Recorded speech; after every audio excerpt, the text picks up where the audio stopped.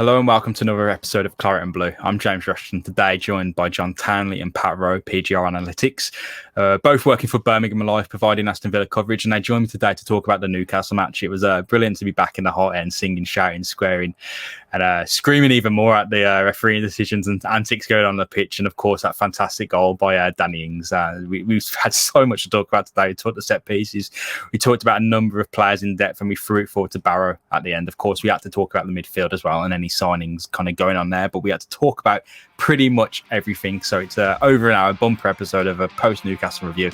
I really hope you enjoy the podcast and the episode as much as I enjoyed having a discussion and debate. So yeah, once again, thank you for listening, and I hope you enjoy it. You are listening to Claret Blue, an Aston Villa podcast brought to you by Birmingham Live. So John, first game back at Villa Park. I think for all of us three, our first big return with fans there. How did it go for you? Was it a delight? Was it what you expected? Yeah. I said to my dad, it was probably it felt like the first time you were going there again, almost like walking up the stairs to the ground and everything. Obviously, the 3 points made it a whole lot better, but I think just in general, being back there was just, it was just brilliant, wasn't it? Of course. And Pat, did you manage to get a Balti pie in the end? Well, there's a bit of controversy surrounding that, to be honest. I was in a rush to get to my seat, ordered the pie, sat down, thought it was a Balti pie, and actually got a steak and kidney pie. So it was a bad start. But did you take a munch before you found out, or did you see the steak dribbling out? No, I had a bite expecting, the flavours of a Balti pie, and gravy hit my mouth. I was like...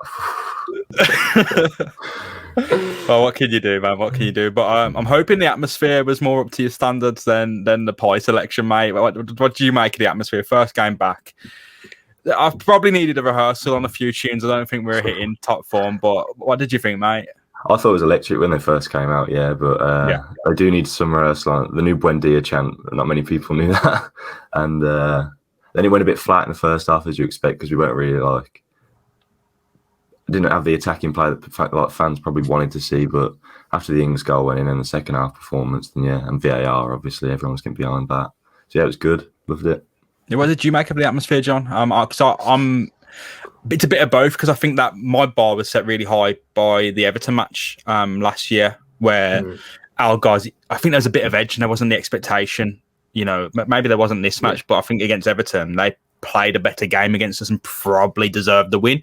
And we took the game to them. Obviously, we got the 3 points. When Ghazi broke through, the sound of the whole, when everyone's standing up and everyone's, come on, shouting, that volume, not even a chance, is ripping your eardrums. So the bar's really high.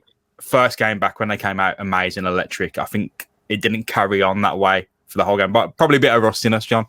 Yeah, no, I agree. I think it's one of those ones where we're all just back in the ground. We're just happy to be there, sort of thing. That sounds really plastic, to be honest.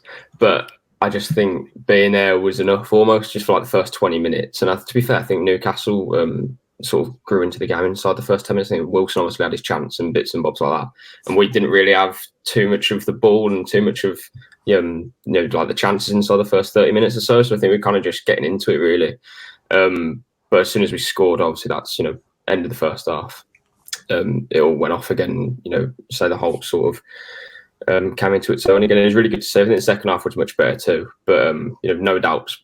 Now we've got 3 points on the board. Brentford at home next week. It'll be a lot better.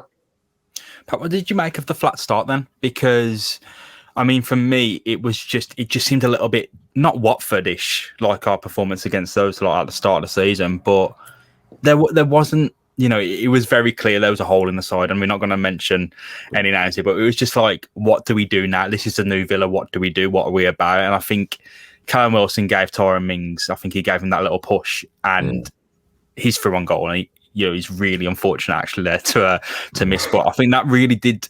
It didn't set the tone, but it was almost like that's the warning shot, isn't it? That's what we're up against. So, what did you make of that start? Well, obviously, the entire game, we didn't have the attacking play that probably fans wanted to see. But what we did differently from you can't build on Watford. You can't get much worse in that game. But we won our battles, the individual battles type of thing. I think we had a 57% success rate in duels in the first half, which is something you didn't see against Watford. And I think you can probably put that down to learning from that, but also the change in system, I think. So the 4-3-3 with Ramsey there, Douglas Luiz and McGinn. I think we're just a lot more balanced. you're not really seeing the attacking output yet, but there's a lot to build on from the game and positives to take. Yeah. Do you think there was any reaction from Watford, John, for Dean Smith? Do you think in the lineup of the formation, even the roles and style of play, do you think he's went right? There's things there we need to address. Yeah, I think so. I mean, I think at the moment we're almost still in that period of getting to know everyone almost. And I think especially in the first half, we really didn't look like a team. We just seemed, Danny Ings doesn't know Jacob Ramsey. Jacob Ramsey's barely played with El Ghazi. El Ghazi's not played with Danny Ings. Obviously, Buendia as well hasn't. So every time we sort of moved the ball forward, it was almost like what run are you going to make? That sort of thing. But we needed a reaction, didn't we? I mean, first half of Watford obviously wasn't unacceptable. Second half against Watford was obviously much better. And I'd actually argue that first half of Newcastle wasn't particularly great, to be honest. We just needed that moment from Danny Ings, and we could easily have been 1 or 2 behind. So you saw we got the rub of the green, I think, against Newcastle. But ultimately, I think Smith probably changed a few bits here and there, and we've obviously won the game. Just got the 3 points. That was the main thing. But there's certainly things to work on. As you say, Brentford won't be an easy game next weekend, and there's still things to work on now. I almost think it's just getting to the international break, because some of our players haven't even trained. Obviously like Leon Bailey's barely trained. The tactics and what Smith wants to put into the team hasn't really come off just yet, but that's not necessarily a worry for me. It's just that pre-season was so disrupted, and so COVID hit as well. So I don't think there's too much. I'm not putting it on anyone. I just think it's kind of unlucky, but at the same time, we do need to start sort of getting used to our teammates, this sort of thing. But to beat Newcastle 2-0 in the end was, a very, very good result. I don't know what that says. It says probably more about Newcastle than what it says about us, to be honest, because it's a pretty poor result for them, considering the sort of state that we're in at the moment. Yeah, I was about to say, actually, because it's obviously that the Steve Bruce derby comes back to Villa Park. And actually, from a human perspective, he got a nice reception from the Trinity Stand when he came out. He got a few claps. Didn't continue the whole game, obviously, because I think when everyone's gets a bit aggro. And, yeah, you know how it is. I've probably said a few things that I can't repeat here on the podcast, standing up on the whole end. So it's just the way it goes. But do you think it was Villa's inefficiencies in the first half before the goal, Pat, or was it like the Newcastle game plan? What wasn't going right for Villa in that before the excellent goal we'll come on to? What wasn't going right, do you think? Was it just the kind of, I guess, the rough around the edges look for Villa they've had because of that disrupted pre-season? Was it the lack of a Leon Bailey, Jack Grealish? Was it teething problems? What was going on? Was it Newcastle or us? I think it is us. Predominantly, yeah. Danny Ings was obviously brought in, and he 90% of the time was in a 4-4-2 last season with Shay Adams. So he's not used to playing up top on his own. I think he only had 18 touches of the ball, which just shows he's not getting that involved. But obviously he's capable of that bit of magic.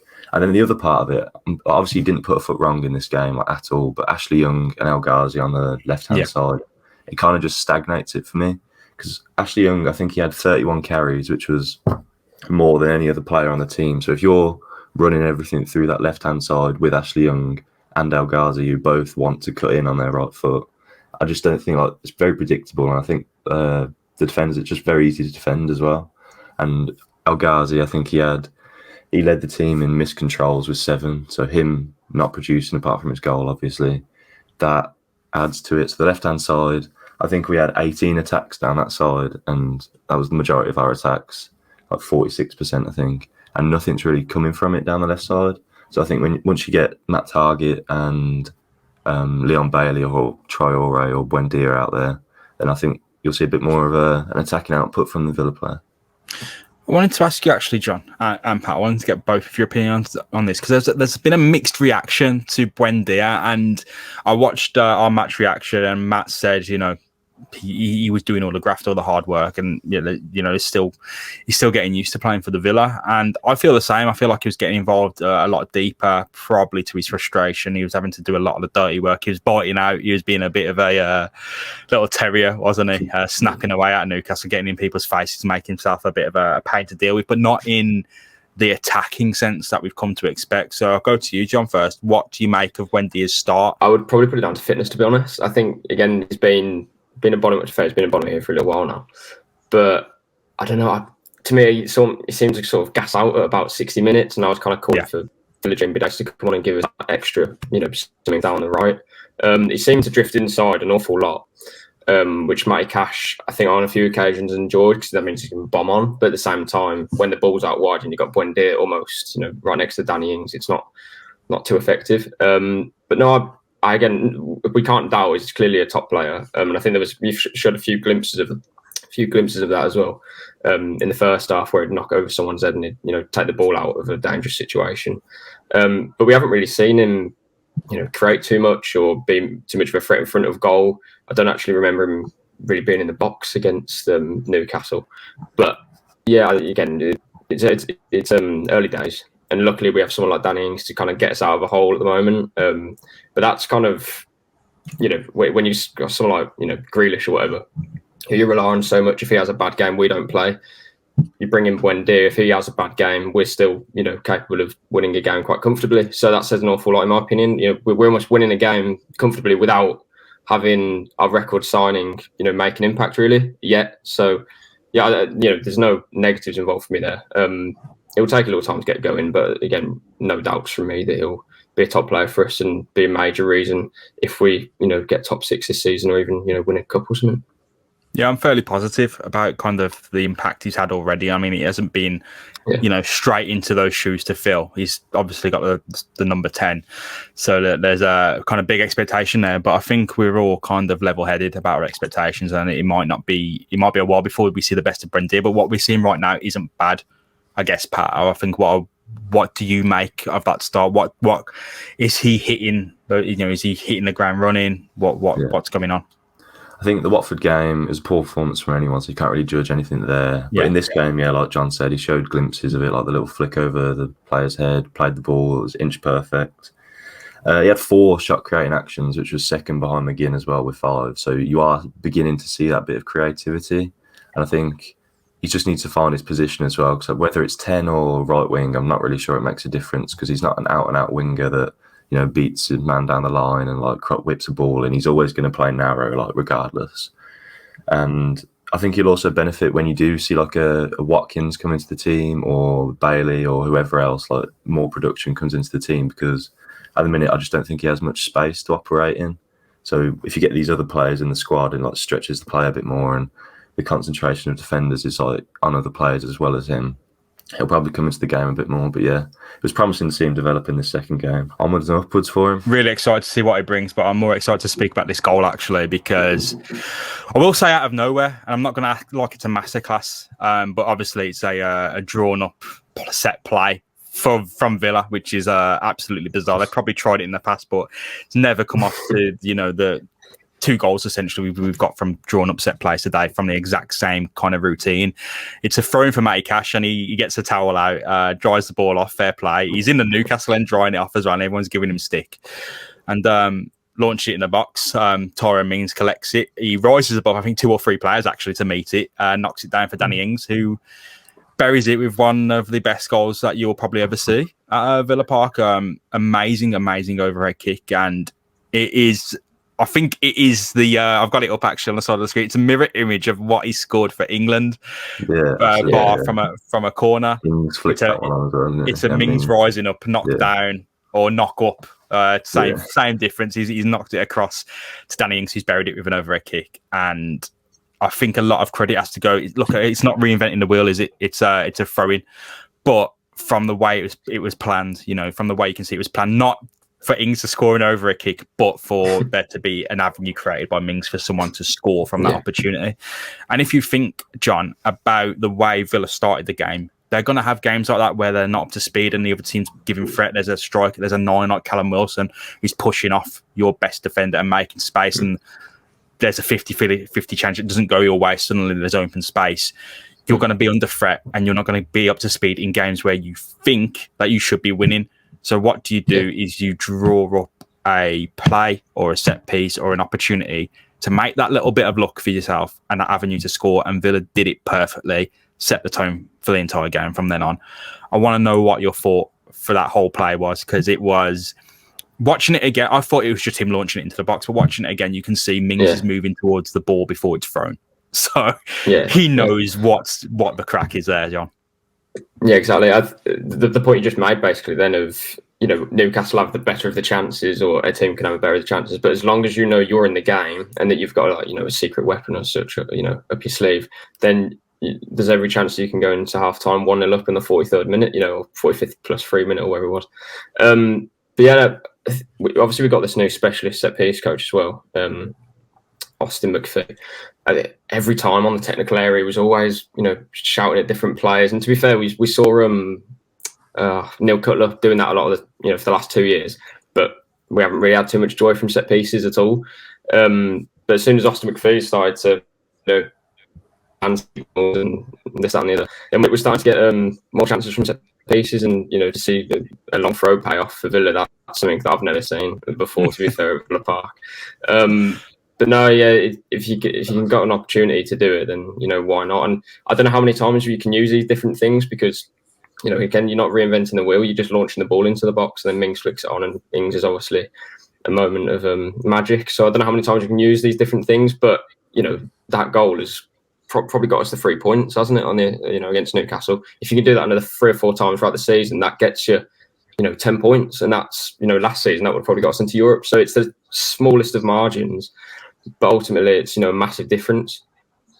Yeah, Pat, it's like Villa have went from a team for years who seem to struggle taking a throw-in, even in the most basic, rudimentary sense of just putting the ball back into the play. But from this situation, having watched it over and over again, because it's a delicious goal and beat something new for Villa, you've seen this exact movement happen now in a number of sets, whether it's a corner or a throw-in. It's them getting the ball to a Mings or a Konza who's going to rise and knock it down for one another. And that makes me think, actually, was this intended for Mings to knock it to Konza, and Konza's rushed in because he's seen Mings is actually up against 3 people, and then he's inadvertently created the space? Or is he like a shield?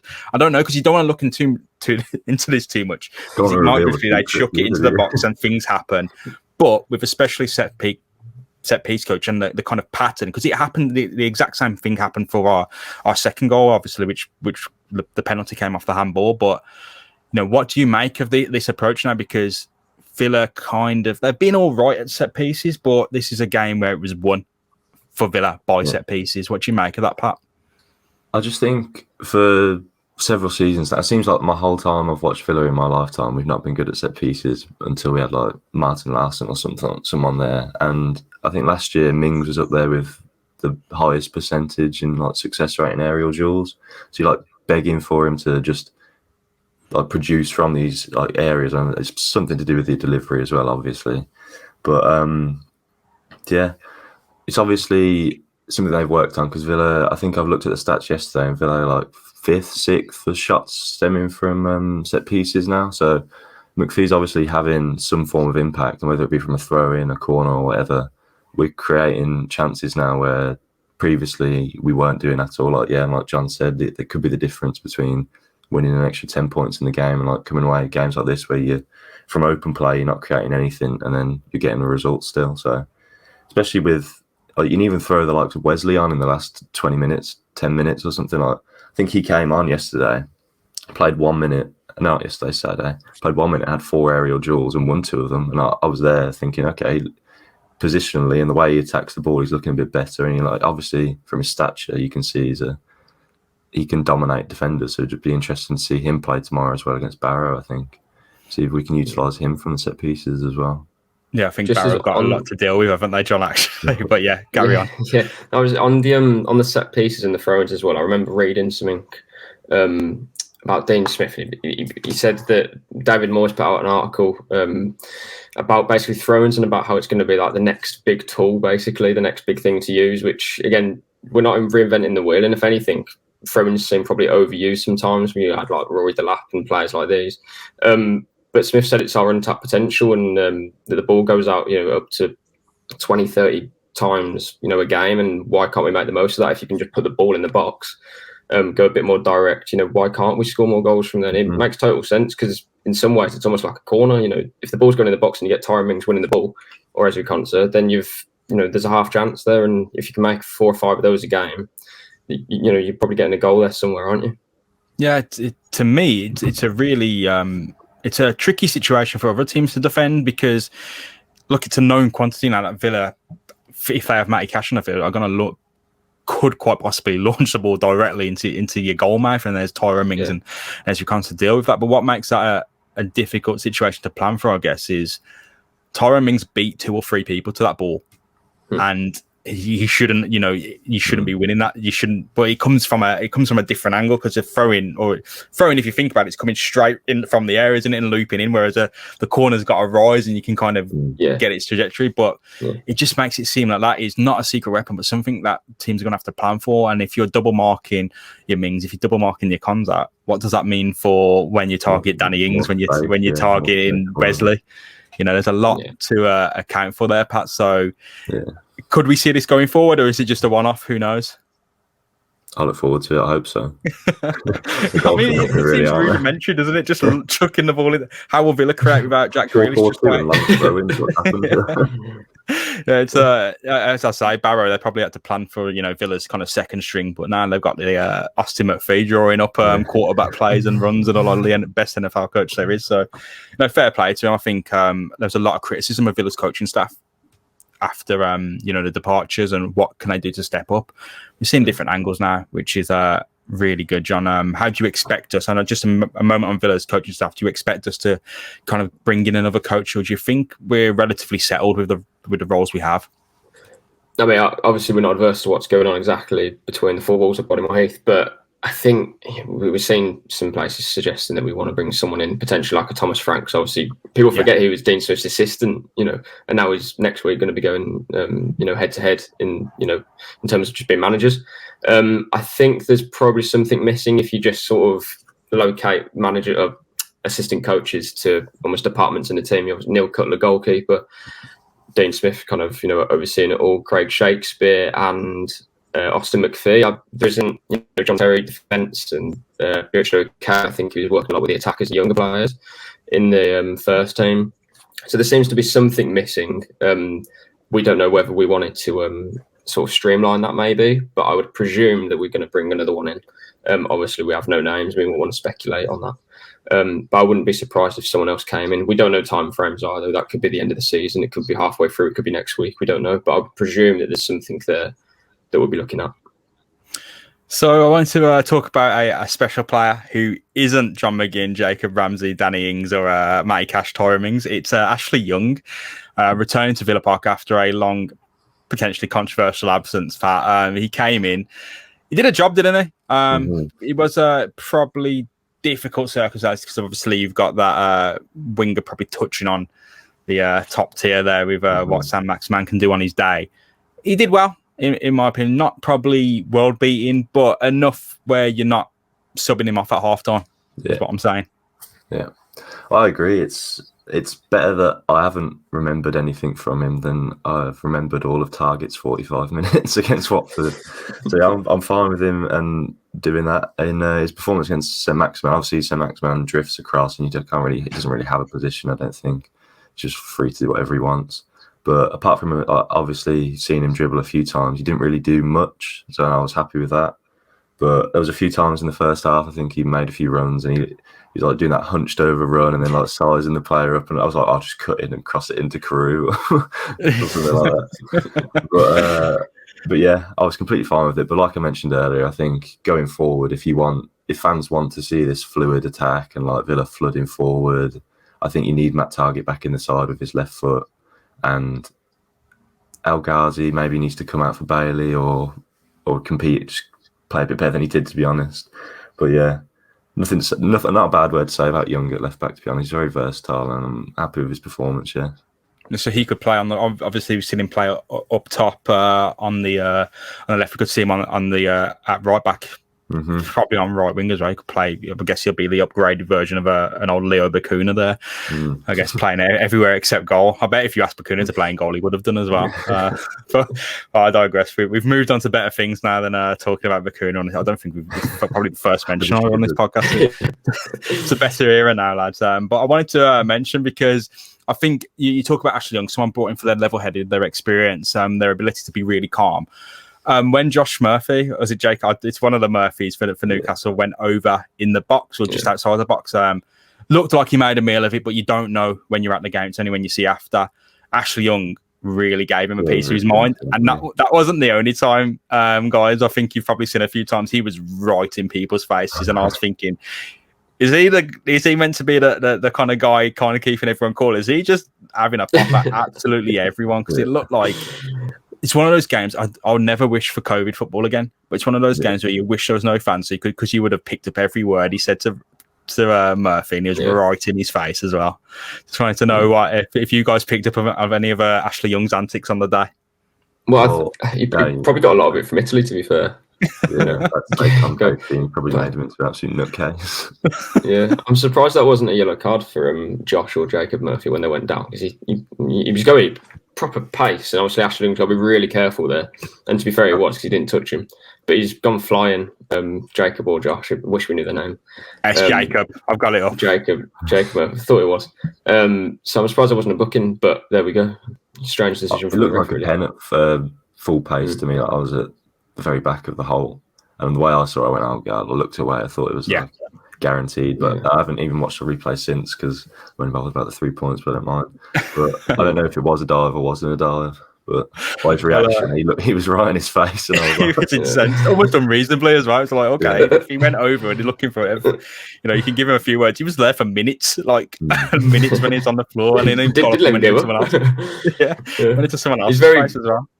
It's a versatile point on Ashley Young. I think there was one point in the game where Mike Cash had a bit of a problem, and I was thinking, what are we going to do here? But then all of a sudden you've got, Ashley Young can go right back, left wing, right wing, if you need to. Obviously we were 1-0 up or maybe 2-0 up at this point. And there's so many options you can do there. Even with Tuanzebe as well off the bench, I think he came on, played in midfield for the last couple of minutes, didn't he?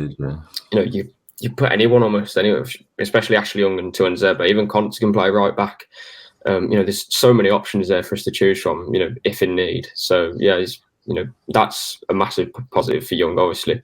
But in general, I think he was very steady. He didn't really put a foot wrong. And say if that Jacob Murphy decision, he could have put a foot wrong, but he didn't. He knew exactly what he was doing. And maybe Ashley Young 8 years ago, that's obviously a long time ago, would have done that. But he knows his position well. He's very calm and steady, and that probably rubs off on the team, to be fair, as well. Yeah, I think it's time to talk second goal then. I know it's a penalty. We all know it's a penalty scored by Ghazi, but I want to talk about the moment that earned the goal. And I think the FPL assist for Mings, which is always a bizarre decision to give the assist to someone who wins the penalty. Controversial, to say the least. But corner knocked in. Konza does the same thing that Mings did for the throw-in, knocks it down. Mings is already there. It's like what's going to happen. He knocks it down. Mings heads it across, handball in the box. Bizarre. No, it's a VAR call, and I didn't know. Nobody knew. Mings didn't know. Appealed for it at all, did they? Yeah, I had no idea what was happening. Absolutely bizarre. But then you see, it was a VAR decision that took ages, but it's one. There was two big ones in the game. We'll come on to that one. But that was an amazing one where you just don't know what's happening. They show it you, and even then you're like, is it? Like it's on the screen, you can't even see it. They flash it up for a second to show everyone, it is actually handball, lads, calm down, everyone. You see it and you're like, I need to see it over and over again. I need a TV in front of me. What do you make of kind of the VAR call, Pat, and the process of that in the stadium? Well, obviously that one took quite a while, and it's gone our way, so I'm not going to be fuming about it. But when I looked at it the day after, I went, oh, okay, fair enough, yeah. I don't know why the players weren't appealing for it, because his hand is up there, he's made himself bigger. It's not, obviously, I think Bruce said, like, when you throw your legs up to block something, your arms naturally go up. But he has extended his, the size of him through opening his arms up, and I thought it was going in as well. I thought I thought the keeper was to the near post, and he was nowhere near it. It probably would have gone in. So yeah, my friend had Mings in his fantasy team, so I'd rather get the assist than the goal. So it's fine. We'll come on to fantasy in a minute, but because I was about to say, Danny Ings not taking a penalty. It's a big more about that as well. Well, he had a long time to think about the penalty as well, because I think as soon as the referee's been told to go to the monitor, I think it was that, because he was a long time at that monitor as well. It was about a minute or even 2 minutes. And El Ghazi knows he's the penalty kick taker when he's on the pitch, because obviously at Watford, I think he was off at the time. So he's had an awful lot of time to think about that. He's had the VAR decision plus Freddie Woodman in his ear for about 2 minutes, because the referee was telling someone to get back in the box or whatever. So he's had about 4 or 5 minutes to think about where he's putting the penalty, and lo and behold, he just sticks it in the corner, and no problems. And yeah, he's a very good penalty kick taker, isn't he, Ghazi? Danny Ings probably isn't too happy that he's coming to Villa and trying to get like 25 goals this season, but El Ghazi's on penalties. But the guy scores them, doesn't he? So I probably jinxed that, but there we go. It won us the game. So.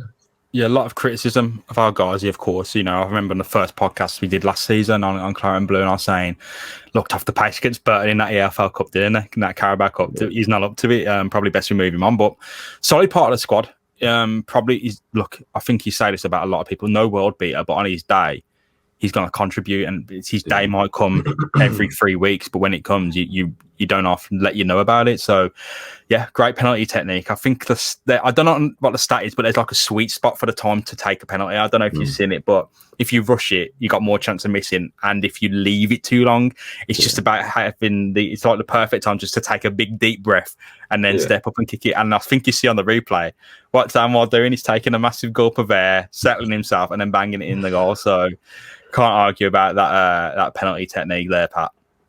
Yeah, I didn't have, obviously, apart from the fact Ings was in my fantasy team, I didn't have that much of a problem with El Ghazi taking a penalty, to be honest. Obviously, he's got an abnormal ability at taking them, and it's very good. I think that's 6 for 6 or something in the Premier League.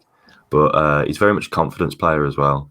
So if Bailey had a hamstring, I think he's tweaked his hamstring or something. So I don't know if he'll play tomorrow or Brentford. But if El Ghazi's confident, like we saw against, like on his run last year, I think 10 goals or something. Like, he's not your normal winger. He's more of like a poacher type character. Like, he'll get in the box, like his goal against Chelsea. And like, if you've got him confident, then he can contribute. Because sometimes he just go missing in games, but then other times he can set the game alight. But yeah, I'm not too annoyed about Ings not taking it. He probably is because he wants to score as many as possible, as all strikers do, especially with Watkins breathing down his neck if they don't play with each other.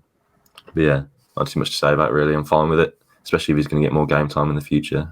Yeah, cards on the table, John. If Roma or a rumoured team, well, if Galatasaray were to come in with 15 million for Amar Ghazi, are you taking that deal? Because, I mean, the money's on the table, but I think no. I think he's a good enough part of the squad to kind of keep around. And if you have holes to be filled, I mean, maybe you can look to the bench and look to the academy. But 10 goals last season, his best ever return in the Premier League. He's a Premier League player and he can cut it. It's just it doesn't seem like he can cut it every week in the way we want.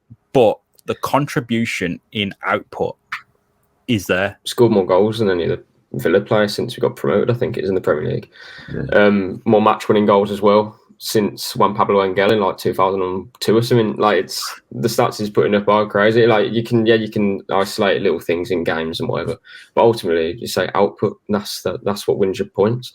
I don't think I would accept the money. Like, again, you don't want to kind of keep sort of blowing our owners' trumpet, but do we need that money? I don't think we do. 15 million, is that really gonna, is that gonna get us that defensive midfielder that everyone needs or wants? I don't necessarily think so. I think the money's there if we want to spend it. With £5 million in the green this summer, if you look at it, Pep Guardiola's theory.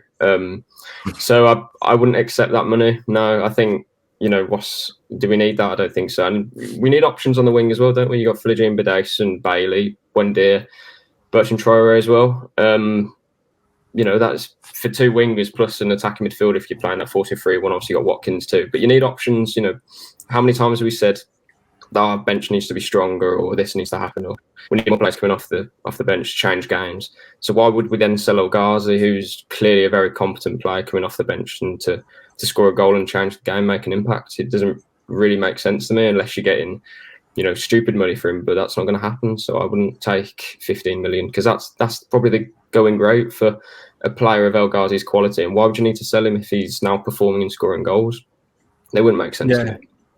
I feel like it's very easy for us all actually to hold up the graphs and go, look, we can get an upgrade, but it's about whether they fit into Villa. We're not looking, buy a winger from, Serie A and he becomes Mr. Villa overnight. But there is a difficult transition sometimes for players, and why sell a player who's settled, who can contribute in ways here and there. We're probably looking more off the bench, but starting, he's got his goal. Performance probably a bit iffy there, Pat, but that's the winger. What you're going to get from him, yeah. it's what you get from, I guess, most wingers, because you probably look at true. Sam Maximan yesterday and go, oh, he didn't offer anything, did he? If you're a Newcastle fan, where's his output? But, you know, our Ghazi, direct player, probably hasn't got the hat full of tricks, but he has got one in him. Can run into brick walls a lot of the time, but I think of the moments he's provided. And in terms of special moments, you know, you've got your 5-5, you've got the playoff goal, you've got the penalties, you've got the Wolves one last year just coming out of nowhere, and then it starts a spree of scoring that doesn't really stop.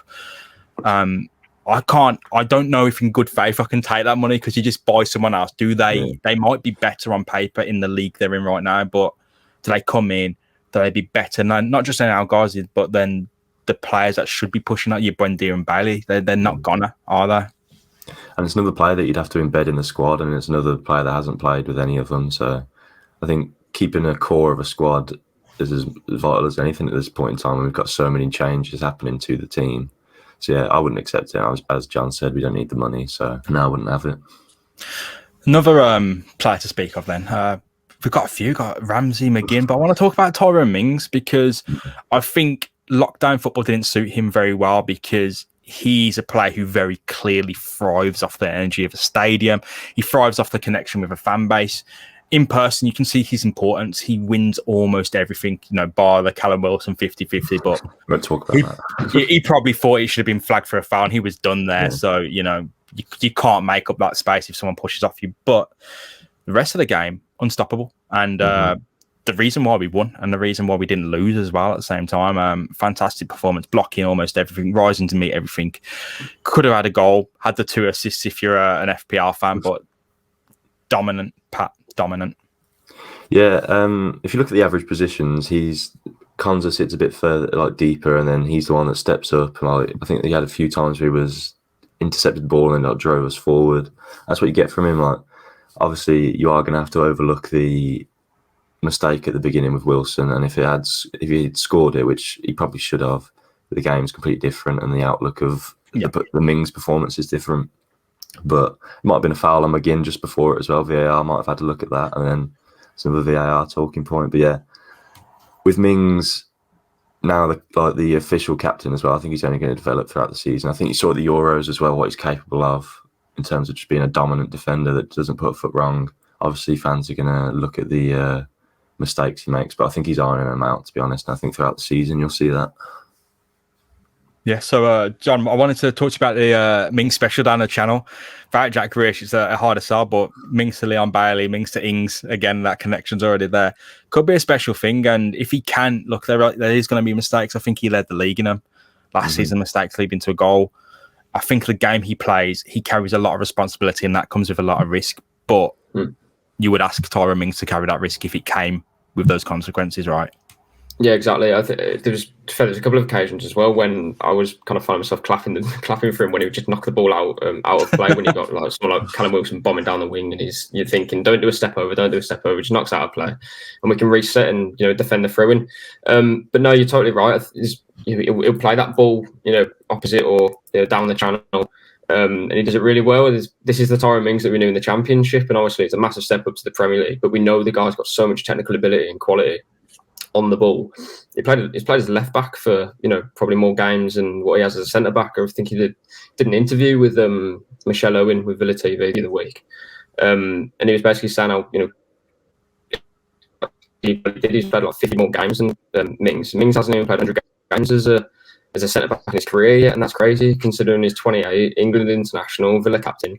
So he's not necessarily learning on the job anymore, but I personally anyway, I think there's signs there that he's definitely maturing as a centre back. Because as I say, the guy was a left back for 7 years of his career. So that's where he's got his technical ability from. He can clearly move with the ball and takes up the pitch. But it's just taking out those mistakes. If you took out those mistakes last season, then there'd be no sort of opposition necessarily for him to be in the England team last year, not from Villa fans but from other fans, because obviously there's quite a few good options at centre back that Gareth Southgate's got to choose from.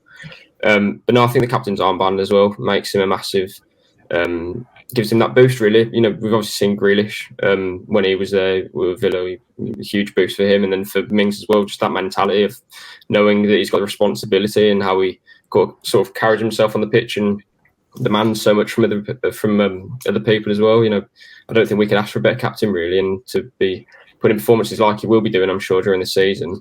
He'll be staying in the England squad, and we'll have an England centre back hopefully going for a starting position if he stays consistent. Yeah, there's so many to speak about. I'm thinking about which name to bring up next, and I think a point you brought up there about, I guess, experience in football coming via appearances rather than age. And you look at Mings and Conte, they got very similar level of appearances racked up at centre back. So I know one is older than the other, but you're looking there as two players developing at the same time because of the amount of football they've played in their actual position. A lot of football that's been played by Douglas Luiz came in as I wouldn't say shock. It was probably on the cards, but definitely surprised to have been dropped straight back in central defensive midfield, filling in sometimes situationally as a centre back, dropping in between Conte and Mings to collect the ball. So really interesting to see him come back in, and a bit of rustiness. But from what Villa fans were crying out for was that big defensive midfielder to win the ball, to progress the play. I don't see that as how Villa would want to set up now, Pat, because I feel like having like a Nakamba start or an improvement on Nakamba, it would separate your defence and your attack. Whereas Douglas Luiz is, look, he's not the best ball winner, he's not the best ball progressor, but he's somewhere in between where he can have an impact at both levels and provide a little bit of style as well as a little bit of frustration. So I feel like someone like Douglas Luiz can be more effective, but I don't know, would we be buying that defensive midfielder, a ball winner, just to sit on the bench where Nakamba is? Yeah, he came to this game and broke up the play. He did exactly what you expected of him. Broke up the play. I think he had 3 interceptions, 3 clearances and a tackle.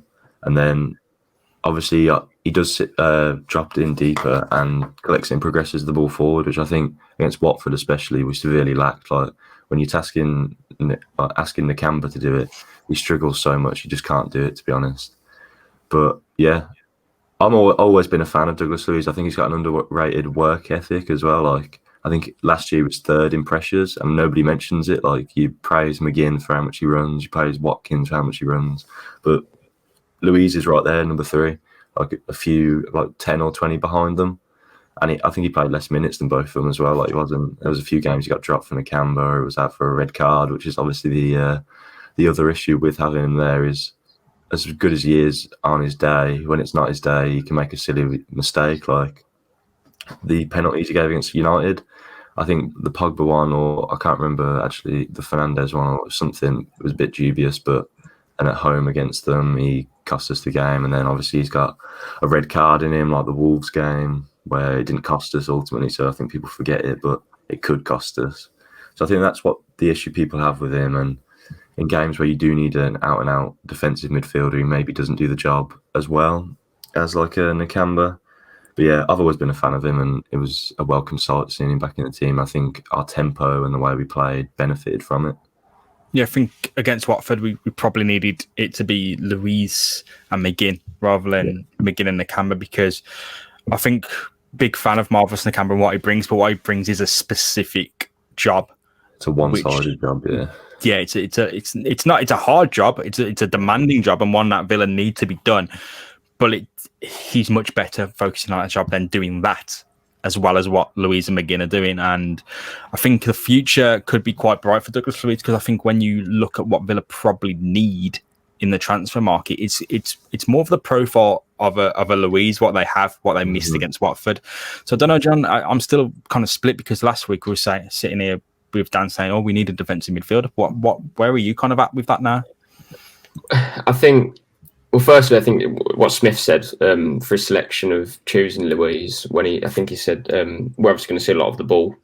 So Luiz is almost a shoo-in. So is that a hint maybe that we're looking for someone that does a different job altogether? So you could say it's harsh on Nakamba, but you say his profile is so specific. It probably doesn't help him sometimes.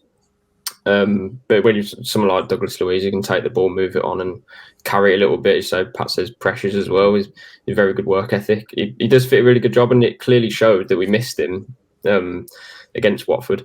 I'm not too sure if we're going to be getting another defensive midfielder. I would have thought that if we're going to do that, it would have been earlier in the window, because that seemed to be quite a big move if we're going to make it. If you want to improve on the likes of Sanson and Nakamba, Douglas Luiz, McGinn. We have so many options from midfield. So if you're going to do that, you're going to have to probably spend upwards of 30, maybe even breaking the transfer record again, because you got midfielders like I don't know, Anguissa, maybe or Basuma, maybe slightly out of our radar, but those are the types that are really going to elevate you. You can bring in a midfielder like Cheikh Doucouré, it would certainly improve you, but would it be that difference maker that you would need over the course of a season to get you those extra points to get you into Europe? I'm not too sure. But yeah, I wouldn't thought that we would bring in another defensive midfielder now. And to be fair, Douglas Luiz has only helped the cause coming in against Newcastle and obviously performing really well. Where are you at with that, Pat? Because I know you've done a few articles on the situation of the defensive midfield. I guess might spend a little time on Tuanzebe a bit later, because I know it matches up with exactly where your thought process and my thought process really came straight at defensive midfield. But you've spoken a lot about defensive midfield and the kind of targets you could add in midfield. But when you line it up, you've got your Ramsey, Chukwuemeka, you've got your Sanson, Douglas Luiz, Nakamba, McGinn, an additional, Abraham's still at the club. You've got options there that aren't the best. They aren't progressing the club, but some of them are growing with the club. In the case of Luiz, McGinn, Ramsey, Chukwuemeka, hopefully. Sanson we haven't seen the best of. Do you spend all of that money on your Anguissa, your Basuma, your Doucouré just to be part of that rotation? I don't know. Where are you at with that? It's so difficult to just figure out what to do, to be honest, because you've seen this weekend 4-3-3. And you've seen Ramsey and McGinn be standout performers in that. And I think fans will probably agree, McGinn you start getting on McGinn's back when he's in that midfield too in a 4-2-3-1, in that double pivot thing. But it's so if you bring in another holding midfielder, you're going to be wanting him to play with McGinn, and then McGinn's performance is probably going to dip following dropping back deeper. So I thought it was a welcome sight against Newcastle to see him ping a shot from 25 yards over the bar into the stands, because I like seeing him in those forward positions and creating, led the team in shot creating actions with 5, and he can contribute going forward. And I do think he is wasted if you drop him in deeper in a number 6. What I think you could do if we were to invest in another centre mid or a CDM is move Luiz up a bit further forward into the Ramsey role that he played this weekend, because he's shown before he can produce going forward. I mean, when he was in the box against Watford 2 seasons ago, scored his goal against Bournemouth, Norwich, and I think for Brazil in the Olympics he played with a CDM type player, I think, or someone defensive minded. And obviously fans have their issues with him as the holding midfielder. So if that was the case, then obviously Ramsey drops out. So there's just so many there's give and take with every move you make. But I feel like we do need something else in midfield, a defensive midfielder against the bigger teams, because against the Man City, maybe Nakamba's going to struggle. If we do we're going to see limited time on the ball, and if Nakamba's on it, then, and he's shown against Tottenham last season, if he gets caught on the ball, it could cost us, like Bergwijn's goal. But yeah, I just don't want to see McGinn drop back into the holding midfielder role, to be honest. I'd want him in this 4-3-3, getting forward where he's best. No better time to speak about John McGinn then. Essentially, I think sometimes he was looking, I think in the early Premier League days for Villa, 1920, before obviously the pandemic struck and Villa were quite aggressive in their approach to matches. It looked like John McGinn essentially a second striker, if not ahead of Wesley, on the heat maps and where he's picking up. The goal against Tottenham, he's a bloke breaking like a Watkins. He's doing the exact Watkins thing of breaking through the ball coming over. So I feel like John McGinn finding that advanced position, and look, he has the room to breathe and be the guy. Now, there's no one. He does have to pass the ball. It's not a one-man team, but he's not thinking, right, I've got to give this ball to Jack Grealish to get stuff done. I can make a difference myself. I have this space to breathe. I've got the freedom, and we're seeing the best. We're seeing the kind of the John McGinn. I think it might have been Neil Lennon or Gordon Strachan that said it when Jack Grealish was moving out the door to Tottenham and McGinn was coming to Villa. McGinn was better than Grealish anyway. And we're not here to make that debate, but we're seeing that Villa aren't completely left out, because when Jack Grealish was moving to Tottenham, it's probably that McGinn was coming in to replace him anyway, and he's just had that room to grow, develop as a player. And questions over him last season, questions over him against Watford, even though he managed to kind of redeem that performance. We're seeing again the best of John McGinn now, John. John, and your namesake. I'm really enjoying what we're seeing from John McGinn with the freedom going forward. He's getting back. There's bags of energy. Will not stop running. Pressure. He'll do everything to exception if you give him the freedom, the space, and time to do it. We're seeing Championship John McGinn. We're seeing early Premier League John. We're seeing John. Yeah. Yeah, I mean, it's vice captain John as well, isn't it? So I think he knows he's got that kind of seniority now in the team. Him and Mings, obviously, captain, vice captain.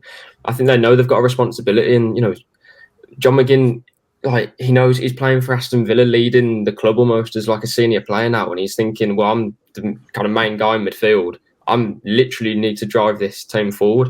I think when he went on holiday during the summer, I think he took a personal trainer with him, and he's kind of admitted himself that maybe in the last year or so, perhaps after his injury, his ankle injury, that he probably didn't come back as fit as he would have liked, and obviously that was Project Restart, and he probably didn't have as much minutes on the training pitch, and perhaps over pre-season towards last season too, maybe didn't necessarily treat his body as best he should have, or condition himself as well as he could have. But he looks more slender now. He looks more, again, like the Championship John McGinn that we had, and we know there's such a good player in there that can do so many different things that other players can't. If you can bring that McGinn back into this team and be that literal driving force in terms of being a leader, and when he's on the board, that you just bring us forward. There's so much that he can offer us. We all know it. It's just, I think last season, I think maybe the fans probably helped it as well, to be honest, because he's a player that is so intense and so full throttle. Obeying Holt End or even an away crowd will probably stimulate him to break lines and get forward, take shots on. I think we'll be seeing the best of John McGinn this season. I really do, especially, as I say, without Jack Grealish. He's got that. They're probably best mates, or they were best mates. He's got that mantle now to take on, and he knows that he can be a massive player for the club. Yeah, we've got to see the leader, John McGinn, which he's probably done. He's probably had that role, Pat, but we've got to see that on the pitch now. We are seeing him. We're seeing the guy just going right. It's like Tyrone Mings. When something goes wrong with Tyrone Mings, he's absolutely going to be storming down the left flank in a minute to cross the ball in and he's going to try and make amends for it. You saw it against Watford. Things flying down the left in the last minute trying to get that ball in. But we got to see that John McGinn going forward. I think he got probably lost in that double pivot. He probably got lost with Grealish's ascent and the squad being kind of balanced when it started, imbalanced again, probably for the best. But we got to see the John McGinn, more of the John McGinn we saw against Newcastle than the John McGinn we saw kind of last season for the most part, I guess, Pat. Yeah, he's just got an increased role, I think. It's the freedom to not have the responsibility to drop back and sit there and be the player that breaks the play, but he can roam forward now. And obviously, I think he had 6 ground duels, which is just you expect it of him because it's what he does. He's got that third lung and just keeps running. And I'm looking forward to seeing it more this season. Obviously, he's come back fitter and he's got freedom to roam. But he's also, I think on his debut, he got 2 assists maybe. I think it was across to James Chester against Wigan, and then he put a corner in, and then they scored an own goal, I think. But I feel like he's on set pieces again now, like corners. I don't know if that's MacPhee, but I've always thought, why don't we just put McGinn back on them? Because I feel like he's got the best delivery, him or target. But yeah, I feel like just an increased role, being vice captain, more responsibility, more freedom. And yeah, it just suits him. I feel like this season is going to suit him, to do whatever he wants to do. So I think we got 2 little things to kind of talk about. One of them was a really impressive performance, and one of them was a really big incident. Before we kind of throw it forward to Barrow, I know we're approaching the hour mark. Just a quick word on Jacob Ramsey. Nothing you can really get. It was the dirty work he was doing a lot, and he had a lot of the kind of some attacking freedom as well. You saw him break with the ball. You saw him growing confidence. So you also saw him get kind of mugged off in the first 15 minutes. Not necessarily coming of age performance, but something saying I'm here and I can do a job for Aston Villa, which is, brought in against Watford. Some Villa fans are putting the crying, laughing emoji. He's come a long way, and I think not necessarily the next big thing, but someone who's going to do a job for Villa, I think, is Jacob Ramsey. John, I feel really kind of excited about him and his brother Aaron about what they can bring to Villa, because look, again, they might not change the face of this football club. They might not have their faces printed on the stadium, but in terms of academy, you've got someone performing at Premier League level now. And I guess Newcastle performance is bad. You can only play the team against you, and Villa weren't too hot themselves. to come out and put a performance like that, which is, he's 7, 8 out of 10. Fair enough. I can't argue with that. Do we see more of that going forward, John?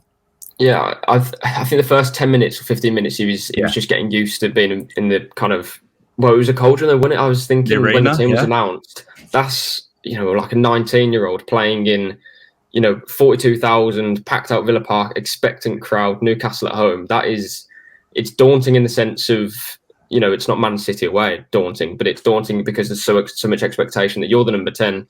As soon as you get the ball, you got to turn and make things happen. That's very difficult for a young lad to do. And has he played in front of a Villa Park crowd too often, Jacob Ramsey? I wouldn't have thought so.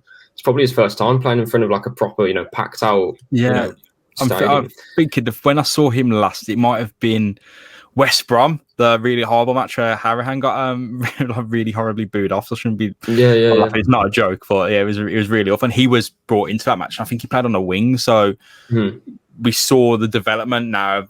Look, all the lockdown happened. It's almost like imaginary. It happened on a screen in front of 6 people in the stadium, and was a little kind of hot prospect, and now he's in that rotation, and I think he's earned it. Yeah, exactly. I think he looks more again like mature. He's obviously been in the gym. He's physically looks good. He's driving with the ball. We're not expecting Jack Grealish, but the guy looks so comfortable, and I think you need that experience almost to have that 10 minutes of almost looking a bit out of place. But then the 50 minutes afterwards, or however long it was, that he really looked comfortable in the game, and he was taking touches, bringing players into the game. Kind of using that atmosphere almost. I think that's going to serve him really well. And there's one thing doing it in empty games at Leeds, which is obviously good for your confidence, but to do it at Villa Park when there's an expectant crowd, it could have gone one of two ways. And I personally think he managed to change that, especially in the second half. He just looks so comfortable, and Smith is clearly a massive fan of him, and we can only trust Smith with this one. And I think that's something that Chukwuemeka is going to probably start to do this season. Similar pathway really into the first team for him as well. Yeah, I think people with these prospects, I feel like there's a big Chukwuemeka following who want to see the best from. We all do, don't get me wrong, but I feel like that doesn't need to come at the expense of your Jacob Ramsey, your Philogene Days, Aaron Ramsey, Louis Barry, Brad Young. These players are coming through and they're finding a little fits. And I don't know what role we see for Jacob Ramsey going forward, or JJ as Dean Smith calls him, but are we seeing the rise of him now, Pat? The rise of JJ at Villa Park. What can we expect going forward, do you think? Well, I feel like he's stated a claim in this game, and he stated it again when he came out at half-time against Watford. I feel like he changed that game for us, albeit there was too much wrong with that performance that he could change the game properly. But apart from the first 15 minutes in this one, what I liked about it is I feel like when he gets the ball, he'll pick it up in midfield, obviously, but he's on the half-turn as soon as he does, and then driving forward, like driving the team forward. I think that's what we desperately need, and that's probably why we're rumoured to be after the likes of Anguissa, and that it's just progressing the team forward from midfield and like starting attacks. And I feel like he might be the one to do that, to be honest.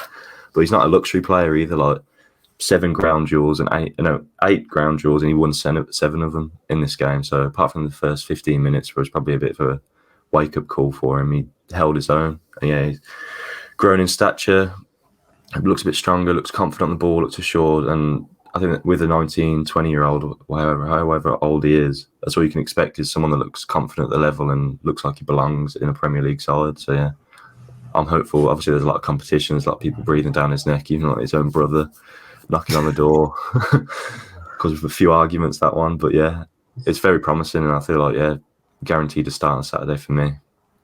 Brilliant. I think it's a really good song, because I know it praising Jacob Ramsey on social media always comes with a caveat. Yeah, it was against Newcastle, but it was against Watford. He came in, probably wasn't the catalyst for the performance change, but he was someone who drove the game at him.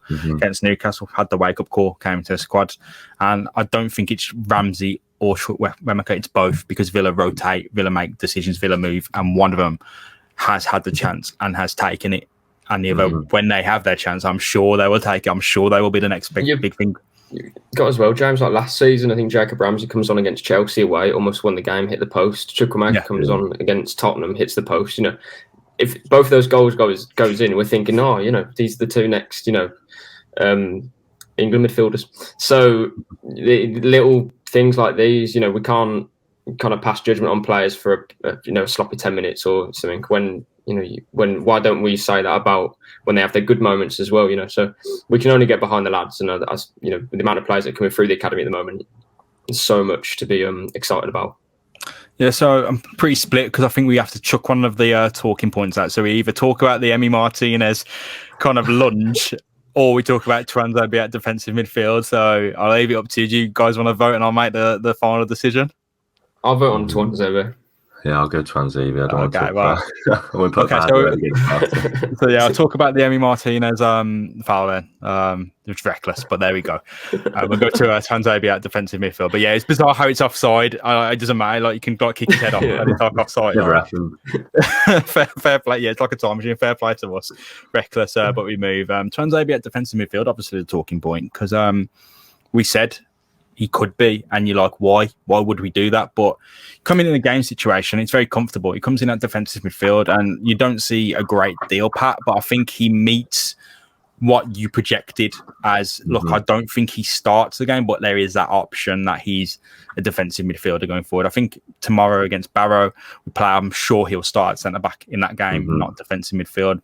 But you have that option. It was used in a real game. It was used in real life. So, albeit the context was we were up and comfortable, but bringing him on in a pivotal position with minutes to go shows that Dean Smith kind of wants to see what can happen there, Pat. He's a player that, like, obviously you can say, it was only for a minute against Newcastle, but this isn't the first time he's done it. I think in his professional career, he's played about 480 minutes there or something, and he played there in maybe the second leg against Villarreal or something. Not Villarreal, I can't remember who it was. Real Sociedad, I think, for United. He played there for United, and I've got United friends, and they all expected him to start at centre-back, but he started at CDM, and he even scored from a corner, I think, but it was disallowed for a Lindelof foul, I think. But yeah, he was assured. He doesn't look out of position there. He just slots in. I think after the game, he admitted it's not a position he's played there before, but he doesn't practice it. So I just feel like he has this natural ability on the ball, which I think Villa fans are well aware of. Like in the promotion season, we can all remember him like progressing the ball, dissecting the midfield, just driving with it. He's clearly got the ability on the ball. I think he's played there in the Premier League as well. I think it was a few seasons ago, but it might have been the last game of the season for United against Palace, and he had something like made 60 passes with 100% success rate and bossed the game with Paul Pogba in midfield. Like, obviously, having Pogba there helps you, but he's clearly got the ability to play there. And I think you might see it tomorrow, but it'll probably be centre half. But he's not going to be progressing the ball forward, or it might be like a bit of a Nakamba role that he plays. He's just an enforcer that can break the play up. But you can't expect him to be a world beater there, but he's very capable there for me.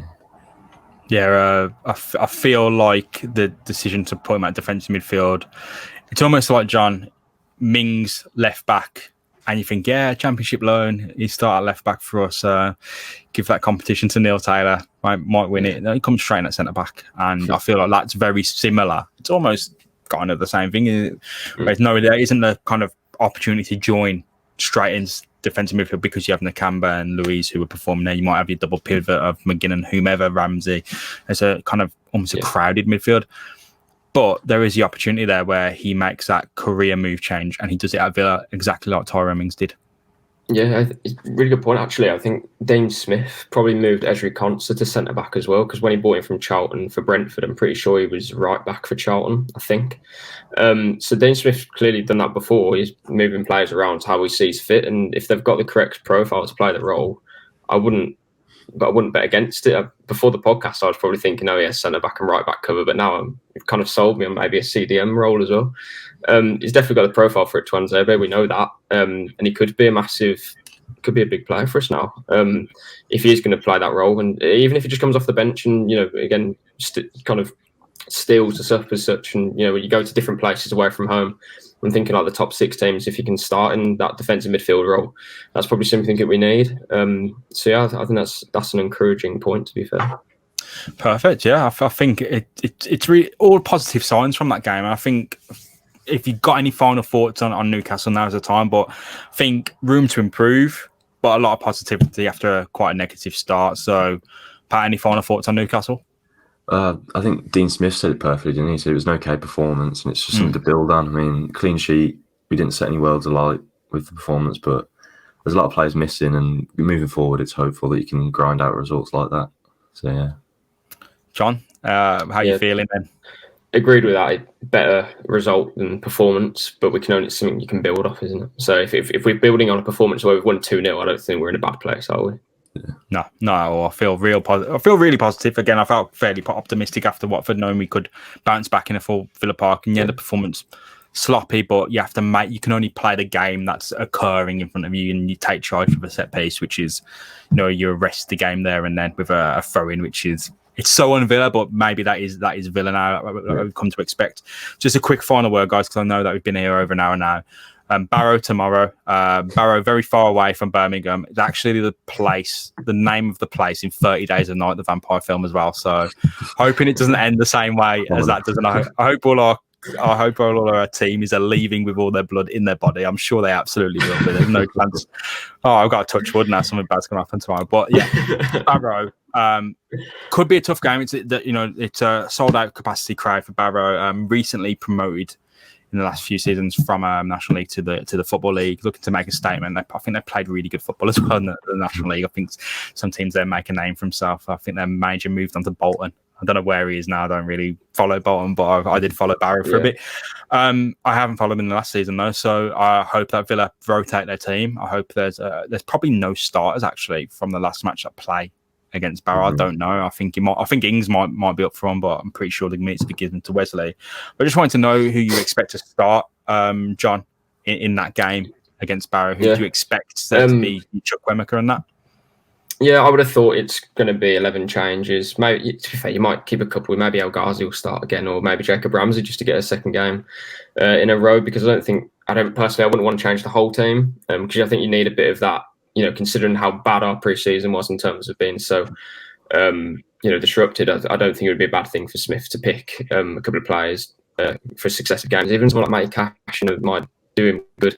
But I watched Barrow twice last season, believe it or not, and good team. I think they finished quite low in League Two, just about to survive relegation, but that's quite good for them. But they play their own game.